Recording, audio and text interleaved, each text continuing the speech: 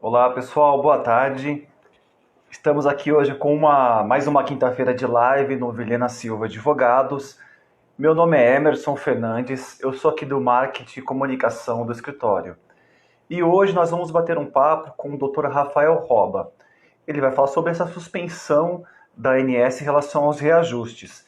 É muito importante deixar claro que nós vamos explicar todo um contexto relacionado à área da saúde antes de falar efetivamente sobre a suspensão. Então é muito importante que você esteja acompanhando esse nosso bate-papo. Eu vou levar questões interessantes, importantes sobre a situação, e o Dr. Rafael Roba, ao final, após todo esse contexto, ele vai nos situar sobre a situação da suspensão. Deixa eu abrir a porta da nossa sala aqui para o Dr. Rafael.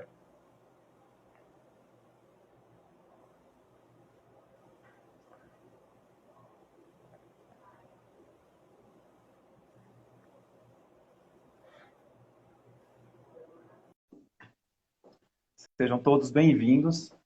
Lembrando que essa live ela tem um conteúdo informativo para todos, para os clientes, para os não clientes, para que estejam atualizados sobre o que acontece em relação à área da saúde.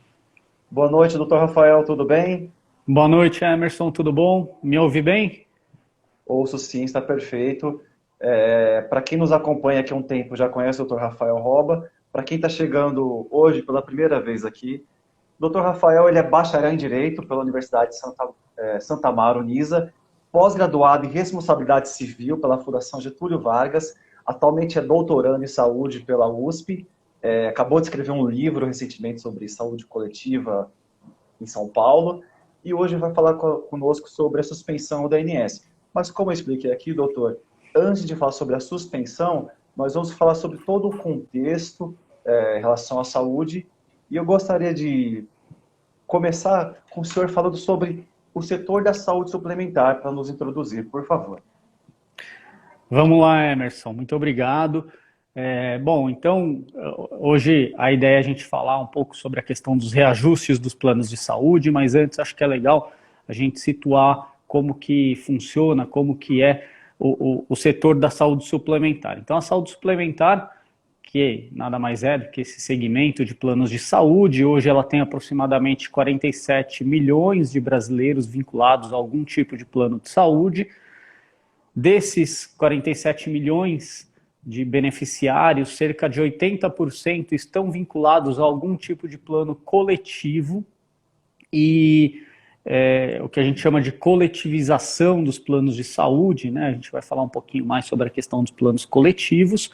Nós temos hoje aproximadamente 720 operadoras de plano de saúde registradas na ANS em atividade, e essas 720 operadoras tiveram em 2019 uma receita de aproximadamente 213 bilhões de reais, tá? Só para vocês terem uma ideia do tamanho desse valor, da grandeza desse valor.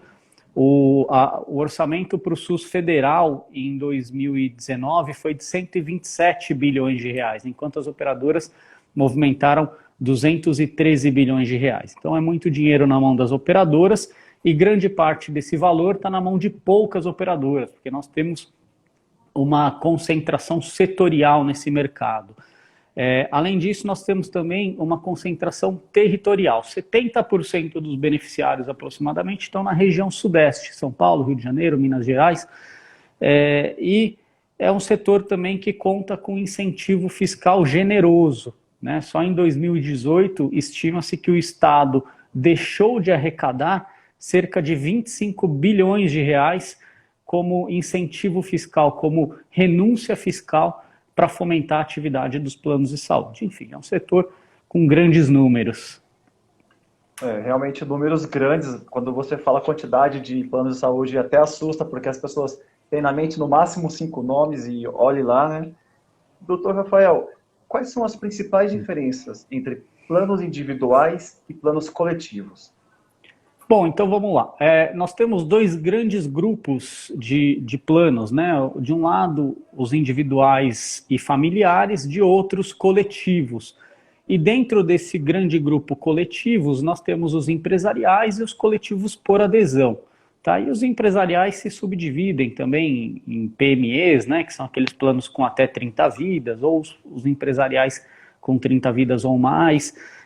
E os coletivos por adesão geralmente são aqueles comercializados por meio de associações ou sindicatos e normalmente tem uma administradora de benefícios que faz essa ponte entre o sindicato ou a associação e a operadora de plano de saúde. Tá? Então, os planos individuais e familiares são aqueles que são contratados normalmente por pessoa física, em benefício próprio ou dos seus familiares. Já os planos coletivos são contratados por empresas ou por associações e sindicatos para benefício das pessoas que têm vínculo com essas pessoas jurídicas. Os planos individuais e familiares têm o reajuste anual regulamentado, então a ANS diz qual é o percentual de reajuste máximo que pode ser aplicado nos planos individuais e familiares. Já os planos coletivos não têm o reajuste regulamentado, e aí cabe à própria operadora apurar e aplicar o índice de reajuste no caso dos planos coletivos. Já com relação aos reajustes por faixa etária, que é aquele reajuste aplicado no mês de aniversário do beneficiário, esse é regulamentado e tanto para o plano individual e familiar como o plano coletivo segue a mesma resolução normativa, mas os percentuais de reajuste aí variam conforme o contrato do beneficiário. E no caso da rescisão do plano de saúde, né, pela operadora, no caso dos planos individuais e familiares, a rescisão imotivada não pode acontecer. Ou seja, a operadora de plano de saúde só pode cancelar o plano em caso de inadimplência ou em caso de fraude. Fora essas hipóteses, a operadora não pode cancelar um plano individual ou familiar. Já no caso dos planos coletivos, a operadora ela pode rescindir o plano caso ela não tenha mais interesse em manter aquele contrato, sem ter que motivar essa rescisão, ela simplesmente comunica a empresa contratante com 60 dias de antecedência e cancela esse contrato. Então, por aqui a gente percebe que os planos coletivos eles têm mais fragilidades, né? A operadora é quem apura e aplica o índice de reajuste anual, e a operadora também pode cancelar esse contrato caso ele não seja mais interessante para a operadora. Então, essas fragilidades regulatórias dos planos coletivos foi realmente o que fez com que os planos individuais sumissem praticamente do mercado. Hoje em dia, as grandes operadoras já não comercializam mais planos individuais e familiares, justamente para não ficarem vinculadas a reajustes determinados pela ANS e também para ficarem livres para cancelar o plano quando elas bem entenderem. Tá? E justamente essa fragilidade regulatória é o que tem levado muitos consumidores para a justiça, né? Então, só para se ter uma noção da evolução da judicialização, entre 2011 e 2020, a judicialização dos planos aumentou em torno de 390%, né? E o segundo principal motivo que leva o consumidor à justiça é a questão do reajuste. Tá? O primeiro principal motivo que leva o consumidor à justiça são negativas de tratamento e coberturas, e o segundo principal motivo, então, vem a questão dos reajustes, que é justamente o que a gente vai tratar hoje. Mas eu tenho certeza que quem está acompanhando pela primeira vez se associou também com esse número de 390%, porque todo ano nós recebemos aqui reclamações. E tem dúvidas relacionadas aos tipos de reajustes. Então, gostaria, por favor, doutor, que o senhor explicasse o que é reajuste por sinistralidade, que é uma palavra que as pessoas ouvem bastante, mas eu acho que ainda fica aquela dúvida do que realmente significa isso. Então vamos lá. Eu comentei então que os reajustes dos planos coletivos não são regulamentados, né? A legislação deixa para que a operadora apure o reajuste que vai ser aplicado no contrato. E a operadora faz essa apuração por meio da sinistralidade, né? Na verdade, a sinistralidade é um dos critérios de reajuste. Sinistralidade e inflação. Então, a operadora apura a sinistralidade e a inflação, cria um índice único e aplica esse índice no contrato. A sinistralidade, ela nada mais é do que uma relação entre a receita e a despesa. Então, o que a operadora faz? Ela apura nos últimos 12 meses qual foi a receita que ela teve com um determinado contrato e qual foi a despesa que ela teve com esse mesmo contrato. Se a despesa ficar em até 70% da receita, geralmente a operadora não aplica o reajuste por sinistralidade, ela aplica só a inflação. Se a sinistralidade ultrapassar esses 70%, aí começa a gerar um reajuste por sinistralidade que não tem limite, não tem teto. E aí isso pode gerar um reajuste extremamente excessivo. Tá? Geralmente esses reajustes são apurados de maneira unilateral, os números que levam à apuração desse reajuste não são acessíveis ao consumidor, então falta transparência na apuração desse reajuste por sinistralidade, e é um reajuste que normalmente gera muitas distorções. Né? Então, por exemplo, eu atendi outro dia uma empresa que tinha 200 beneficiários, 200 vidas no plano de saúde dele. Aparentemente é um plano com muitas vidas, né? 200 beneficiários, né? Um grupo relativamente grande. Mas 2 beneficiários estavam doentes, 2 beneficiários precisaram passar por um tratamento de doença crônica, um de oncologia, o outro um tratamento cardiológico. Por conta do tratamento desses 2 beneficiários, em um contrato de 200 beneficiários, a empresa sofreu um reajuste de 169%, em razão da sinistralidade. Então perceba que a sinistralidade ela pode gerar uma distorção muito grande no reajuste, principalmente de planos empresariais. E entre os planos empresariais, como eu disse, a gente tem uma categoria que são os planos com até 29 vidas, que comercialmente chamam de PME.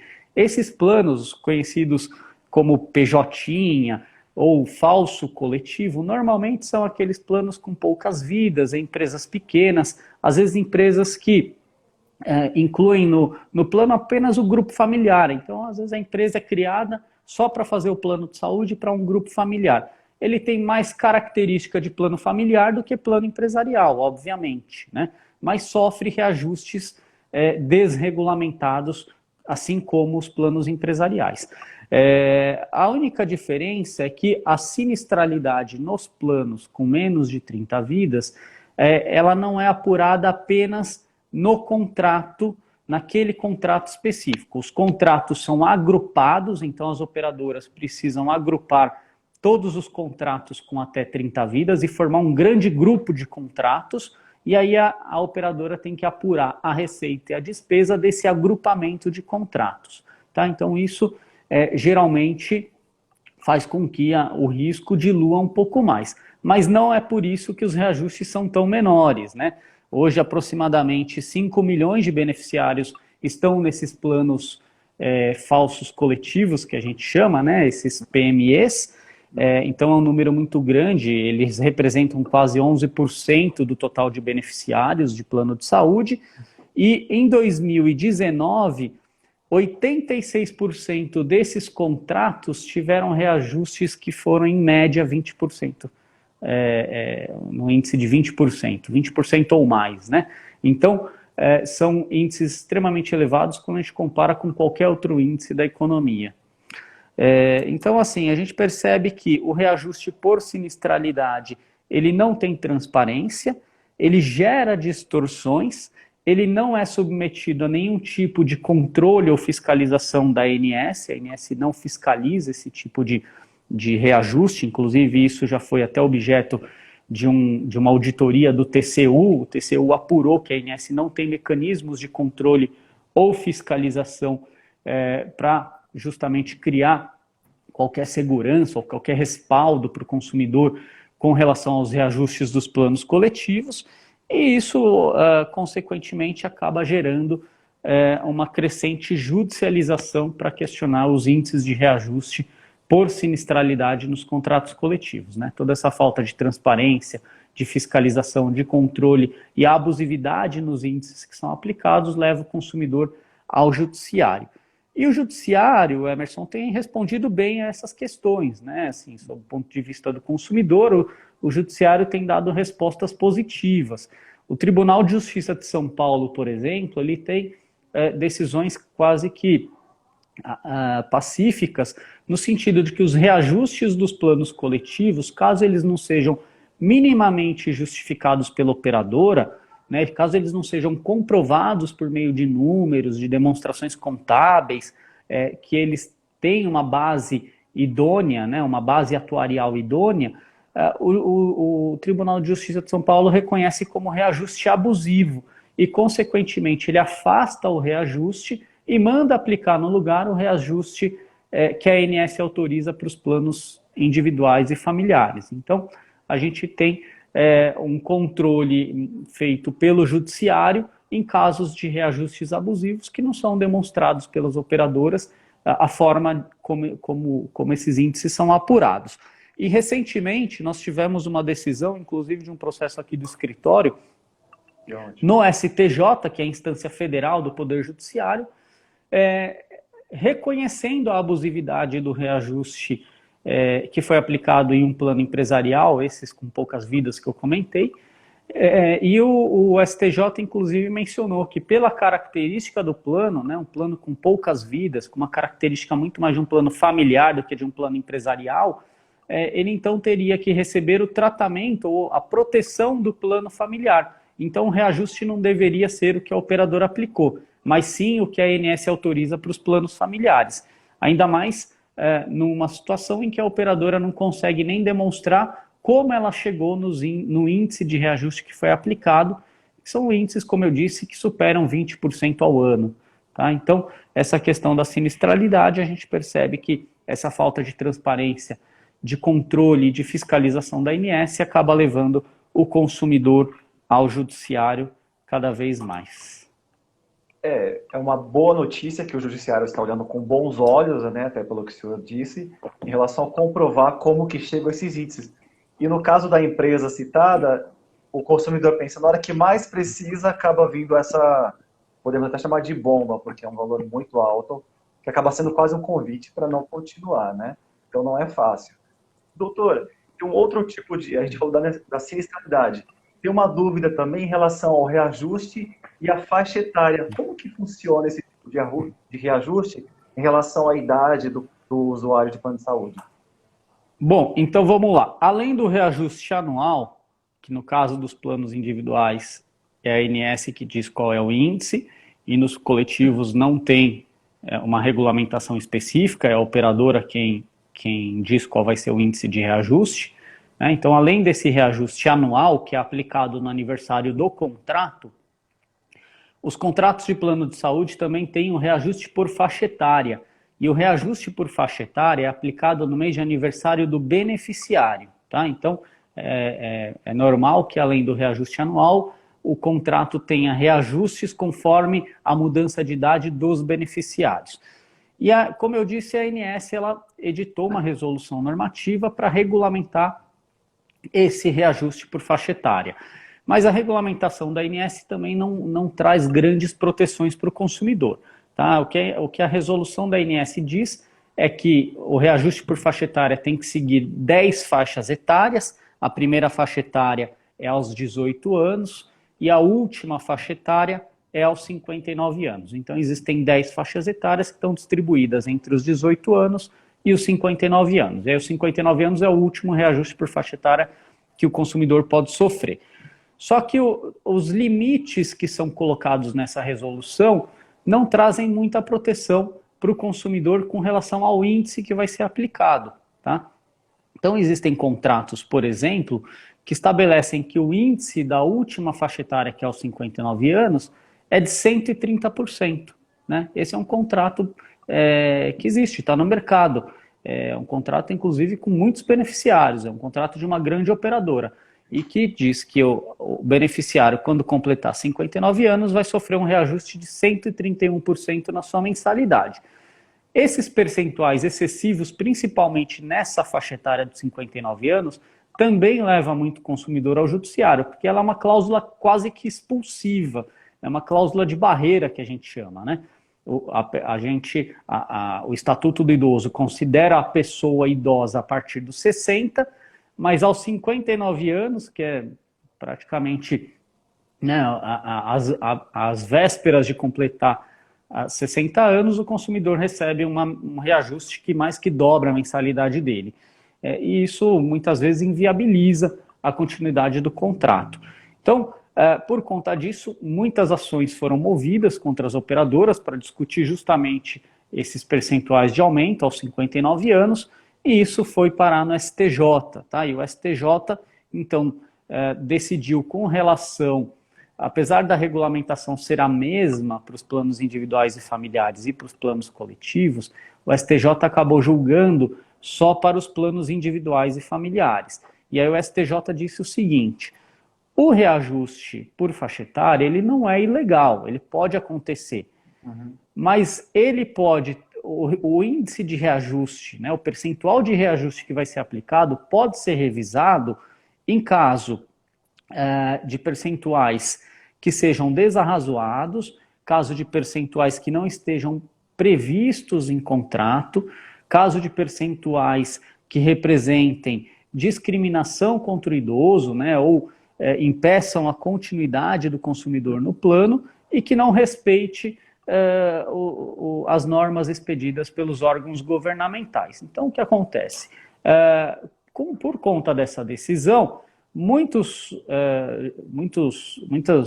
decisões dos tribunais inferiores, né, dos tribunais estaduais, como, por exemplo, o Tribunal de São Paulo, têm revisado os reajustes que são aplicados aos 59 anos, quando o percentual de aumento é excessivo, ou quando não está previsto em contrato, ou quando esse percentual representa uma onerosidade excessiva para o consumidor, uma cláusula de barreira, como esse caso que eu mencionei, que aos 59 anos o consumidor sofre um reajuste de 131%.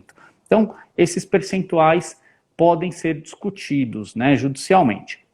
Com relação aos planos coletivos, existe... Voltou, Emerson? Voltou agora, você ouviu? Agora voltou, não sei se você está... Então tá bom. Quem travou, eu ou você? É uma pergunta, fica no ar. Tá, eu fiquei tagarelando aqui, eu não sei se você travou, mas enfim, vamos lá, vamos em frente. Se ficou alguma dúvida, pessoal, fica à vontade, deixa aí nos comentários que a gente retoma o assunto. Exatamente. Doutor, as duas explicações sobre sinistralidade e a faixa etária estão super completas. Isso a gente está falando de um cenário normal no dia a dia, que já ocorrem esse tipo de reajuste, esses tipos de reajuste. Só que atualmente nós estamos vivendo uma pandemia, que é algo que ninguém dessa geração viveu. E como que ficou a situação dos planos de saúde durante a pandemia? Bom, então, agora já entrando nesse período mais recente da pandemia, eu tenho acompanhado muito os números, os dados do setor, e a ANS tem divulgado alguns boletins, né, sobre esse período de pandemia. E o que a gente percebe é que foi um período muito vantajoso para as operadoras de plano de saúde, né? Foi um período assim, que, de fato, deve ter tirado os sorrisos dos dirigentes dos planos de saúde, porque os números aqui são todos muito favoráveis para esse segmento. Então, assim, só para você ter uma ideia, Emerson, em fevereiro de 2020, as operadoras tiveram uma receita, só no mês de fevereiro, de aproximadamente 13 milhões e 600 mil. Em junho de 2020, já período de pandemia, essa receita de 13 milhões e 600 foi para 14 milhões e 800. E a despesa, que em fevereiro estava em 9 milhões e 800, em junho, essa despesa foi para 8 milhões e 800. Então, quer dizer, as operadoras elas tiveram um aumento de receita e uma diminuição de despesas, né? E aí a sinistralidade, que é aquela relação entre receita e despesa que eu comentei, do mercado, do setor de saúde suplementar como um todo, essa sinistralidade ela estava em 74%, ou seja, as operadoras gastaram 74% da receita que elas tiveram em fevereiro. Em junho, a sinistralidade foi para 59%.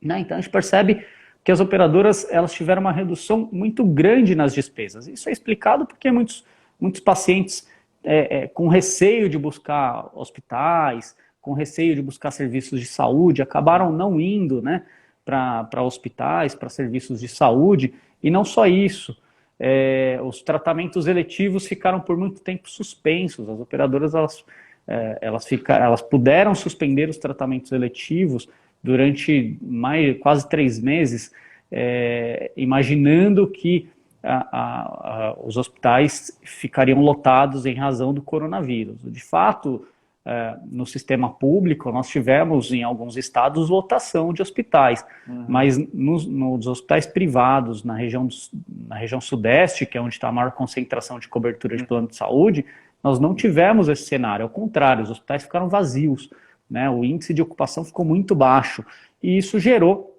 então, um lucro muito grande para as operadoras. As operadoras também não tiveram uma queda no número de beneficiários de forma significativa, né? Em julho de 2019, elas tinham 46 milhões e 800 beneficiários. Em julho de 2020, elas estavam com 46 milhões e 700 mil beneficiários. Isso significa uma redução de 112 mil beneficiários. Isso, num número, considerando o total de beneficiários, representou uma queda de 0,002%.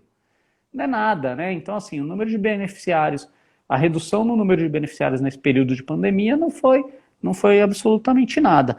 A inadimplência das operadoras também ficou num dos menores patamares históricos, assim, foi de 7% em junho de 2020, e comparado à média histórica que estava em torno de 10%. Então, a inadimplência das operadoras também caiu. Agora, o número de reclamações perante a ANS por recusa de tratamento relacionada à Covid, entre março e julho desse ano, que é justamente o período da pandemia, teve um aumento de 1.300%. Né? Em março, a ANS registrou 202 reclamações contra as operadoras. Em julho, a ANS registrou 2.784 reclamações. Então, quer dizer, as operadoras lucraram muito, não tiveram perda de clientes, não tiveram inadimplência e ainda negaram muitos tratamentos, fazendo com que os consumidores tivessem que reclamar muito mais perante a ANS. Né? Então, esse é o cenário. É um cenário que realmente foi muito favorável para as operadoras, mas que não se refletiu em qualidade de atendimento para o consumidor e nem em redução nos índices de reajuste. Até porque muitas pessoas perderam emprego, tiveram salários diminuídos, né? E parece que tem uma notícia aí que agora o senhor vai nos explicar se ela é boa ou se não é. O que significa realmente essa suspensão de reajuste pela ANS? É alguma pegadinha? É algo bom para o consumidor? O que significa, doutor? Então, o que acontece? A ANS, no dia 21 de agosto, à noite, uma sexta-feira à noite, de forma apressada, fez uma reunião da diretoria colegiada e decidiu, então, suspender os reajustes dos planos de saúde entre setembro e dezembro. E aí, inicialmente, se uma reunião com poucos esclarecimentos, né, sem muitos detalhes, só a notícia de que esses reajustes seriam suspensos. Isso veio logo após uma crítica feita pelo presidente da Câmara dos Deputados, Rodrigo Maia, que disse que achava um absurdo a questão dos reajustes dos planos de saúde terem sido em torno de 25%, né, no momento em que os contratos estão sendo revisados para serem reduzidos. Né? Nesse momento, muita gente está revisando os contratos para reduzir o valor, e os planos de saúde reajustando em 25%. Ainda mais num cenário desse, que as operadoras tiveram um momento muito favorável economicamente falando. Então a ANS, numa reunião apressada, numa sexta-feira à noite, divulgou que suspenderia os reajustes dos planos coletivos, dos planos de saúde em geral, entre setembro e dezembro. E aí ontem ela fez uma nota de esclarecimento para explicar um pouco melhor o que é isso. Então, o que diz a ANS? Que os reajustes que foram aplicados entre maio e agosto ou os reajustes que seriam aplicados entre setembro e dezembro vão ficar suspensos nesse período de setembro a dezembro. Então, quem teve o reajuste, por exemplo, em julho, esse já deve estar com o seu boleto reajustado. Esse reajuste vai ser retirado do seu boleto entre setembro e dezembro. E aí, em janeiro, o seu boleto volta ao valor normal reajustado. Tá? Para quem não teve o reajuste ainda, para quem teria o reajuste entre setembro e dezembro, esse reajuste vai ficar suspenso e só vai ser aplicado em janeiro. Tá? A única exceção é a questão dos contratos empresariais com mais de 30 vidas. Então, os contratos empresariais com mais de 30 vidas, se ele já sofreu o reajuste é mantido, não vai ser suspenso. Se ele não sofreu ainda o reajuste, se o reajuste estava previsto para ser aplicado entre setembro e dezembro, então a operadora vai poder negociar com a empresa e se a empresa aceitar o índice de reajuste, se houver um acordo com relação ao índice de reajuste, aí sim esse reajuste vai poder ser aplicado entre setembro e dezembro. Se não, ele fica suspenso e só vai poder ser aplicado em janeiro. Tá? Então essa, em linhas gerais, é a decisão da ANS. Nós ainda temos muitas dúvidas sobre algumas questões, mas a ANS também não esclareceu. Então, eu imagino que nos próximos dias a ANS deva dar mais informações sobre isso. Mas, em princípio, esses reajustes ficam suspensos entre setembro e dezembro. É um pouco temerário, porque em janeiro já tem IPVA, tem IPTU, então fica todo mundo um pouco com esse medo. E vou aproveitar aqui o gancho da pergunta do JP, que ele pergunta qual a opinião do senhor em relação a essa suspensão do reajuste para dezembro. Qual que é a sua opinião? Isso resolve o problema do consumidor? Nos ajude, por favor, doutor. Bom, quero agradecer primeiro a pergunta do JP. Eu acho que, assim, não resolve o problema do consumidor, tá? O que acontece? Esse reajuste, eu até falei com uma jornalista ontem, eu falei, isso nada mais é do que um desconto provisório que vai ser cobrado em janeiro. Por quê? Porque a ANS disse que esse valor que não foi cobrado entre setembro e dezembro vai ser recomposto no decorrer de janeiro de 2021. Então, o consumidor ele vai ter um desconto na sua mensalidade por 4 meses, mas esse desconto vai ser cobrado dele em 2021, a partir de janeiro. Então, em janeiro, além do reajuste que volta para sua mensalidade, o consumidor ainda vai ter essa dívida com a operadora que vai ter que pagar. Né? E a gente ainda não sabe a forma como a operadora vai cobrar, mas o consumidor ainda vai ter que pagar. Então, assim, isso, a meu ver, não resolve o problema do consumidor. O que resolve o problema do consumidor é justamente, de alguma forma, limitar o índice de reajuste, reduzir o índice de reajuste, né? Não permitir que a operadora fique livre para reajustar o quanto ela quer. Não permitir que a operadora aplique reajuste de 25% em um ano que os contratos estão tendo redução no valor. Né? Então, o que resolve o problema do consumidor não é suspender por 4 meses e depois cobrar esses 4 meses dele. Né? Até porque em janeiro de 2021, eu imagino que os consumidores não vão estar numa situação muito melhor do que a situação que eles estão hoje. Né? Então, assim, isso, a meu ver, não vai resolver o problema do consumidor, vai gerar uma dívida para ele. A partir de 2021, ele vai levar a partir de janeiro de 2021, esse consumidor vai levar um susto, né, porque além do reajuste, ele vai ter uma cobrança retroativa, e a ANS não vai limitar os reajustes dos planos coletivos. As operadoras vão poder reajustar o quanto elas quiserem, vão ficar livres para reajustar o quanto elas quiserem, e aí isso vai ser quase que uma expulsão de consumidores a partir de janeiro de 2021. Então, eu acho que certamente isso deve levar muitos consumidores ao judiciário, e aquele consumidor que se sentir lesado, de fato, deve buscar o judiciário, porque diante dessa omissão regulatória da ANS, né, diante de uma atuação negligente da ANS nesse momento de pandemia, eu acho que é o judiciário quem vai dar respostas efetivas ao consumidor. Doutor, pegando o começo da live, onde diz que o judiciário ele olha com bons olhos, então realmente o consumidor tem que ficar de olho e procurar os seus direitos. E nada garante que em dezembro, janeiro, teremos a pandemia resolvida. Então, é um cenário que ainda está incerto.